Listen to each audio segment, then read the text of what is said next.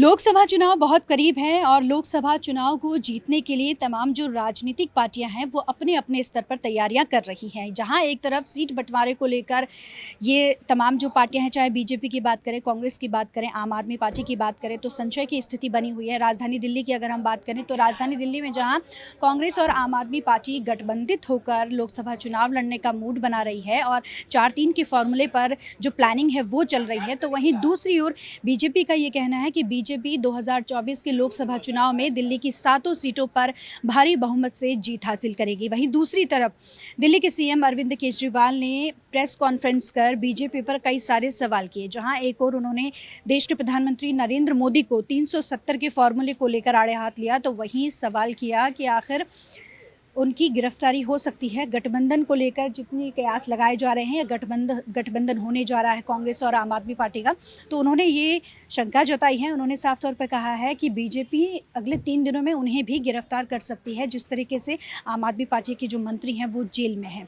तो सवाल कई सारे जो दिल्ली के सीएम है उन्होंने उठाए हैं। वहीं दूसरी तरफ वीरेंद्र सचदेवा हैं, उन्होंने भी इस पर अपनी टिप्पणी दी है। तो इस वक्त हमारे साथ हैं वीरेंद्र सचदेवा जी। वीरेंद्र जी, आम आदमी पार्टी की तरफ से सवालों की झड़ी लगी है। सीएम का कहना है कि उनकी गिरफ्तारी हो सकती है गठबंधन के बाद। झड़ी जो लगी है वो अरविंद केजरीवाल के घोटालों की लड़ी है और उस घोटालों से बचने का कोई रास्ता उनके पास है नहीं। और जिस गठबंधन की वो बात कर रहे हैं ये पिटा हुआ गठबंधन है।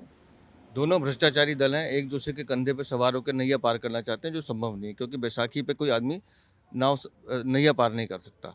और जहाँ तक घोटालों की बात है, अजय माकन ने खुद शराब घोटाले की शिकायत उपराज्यपाल से की थी, जिस पे कार्रवाई हुई है। तो अरविंद केजरीवाल को कहना चाहिए अजय माकन को कि अपनी शिकायत वापस लें, लेकिन जांच तो अपना काम कर ही रही है और इस जांच के माध्यम से जो चीज़ें सामने आएंगी उसमें तय है कि इन लोगों ने दलाली कमीशन खाई है तो सज़ा भी मिलेगी। सर, दिल्ली की बात करें तो यहाँ पर गठबंधन के बाद कांग्रेस और आम आदमी का 4-3 का फॉर्मूला चल रहा है। क्या इससे बीजेपी पर कुछ इफेक्ट पड़ सकता है? देखिए, भारतीय जनता पार्टी का गठबंधन दिल्ली की जनता के साथ है और दिल्ली की जनता अपना मन बना चुकी है कि 7 सीटें माननीय मोदी जी के नेतृत्व में हमने जीतनी है। तो इन दोनों के गठबंधन से हमारी तैयारियों पे कोई फर्क नहीं पड़ने वाला। ये दोनों तय करें आपस में कि कौन कितने मतों से हारता है। सर, ईवीएम को लेकर भी आम आदमी पार्टी और कांग्रेस अब एकजुट होते हुए नजर आ रहे हैं। कांग्रेस सवाल उठा रही है कि ईवीएम को बंद करो। अब आम आदमी पार्टी भी ये कह रही है कि ईवीएम को बंद किया जाए, बैलेट पेपर लेके आए। तो अगर ईवीएम में खराबी थी तो पंजाब में कैसे जीते, कर्नाटक में कैसे जीते? कांग्रेस और आम आदमी पार्टी को उसका जवाब देना चाहिए।